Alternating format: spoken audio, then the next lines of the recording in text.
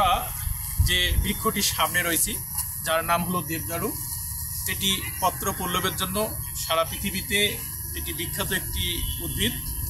এর সৌন্দর্যের জন্য পৃথিবীর এমন কোনো দেশে পাওয়া যায় না, তা খুবই বিরল। সারা পৃথিবীতে এটি ছড়িয়ে রয়েছে, হিমালয়ের পাদদেশ থেকে শুরু করে। এটি মূলত একটি শ্রীলঙ্কার একটি উদ্ভিদ। এর সৌন্দর্যের জন্য আমাদের দেশে নিয়ে আসা হয়েছিল। সাধারণত আমরা অফিস, আদালত, স্কুল, কলেজ, বাসাবাড়িতে এই বৃক্ষটি লাগিয়ে থাকি। আমরা এই বৃক্ষটিকে শুধু সৌন্দর্যের জন্যই জেনে থাকি, কিন্তু এর অনেক উপকারী ও ভেষজ গুণ রয়েছে। এই উদ্ভিদটির বৈজ্ঞানিক নাম হলো পলিয়ালথিয়া লঞ্জিফোলিয়া, আর একে ইংলিশ নাম হলো আমরা মাস্ট্রি বলে থাকি। দেবদারু সাধারণত জ্বর হলে এর বাকলটি বেটে রস সেবন করলে জ্বরে অত্যন্ত উপশম পাওয়া যায়, এবং এর বাকলের রস কাশি নিরাময়ে সহায়তা করে থাকে।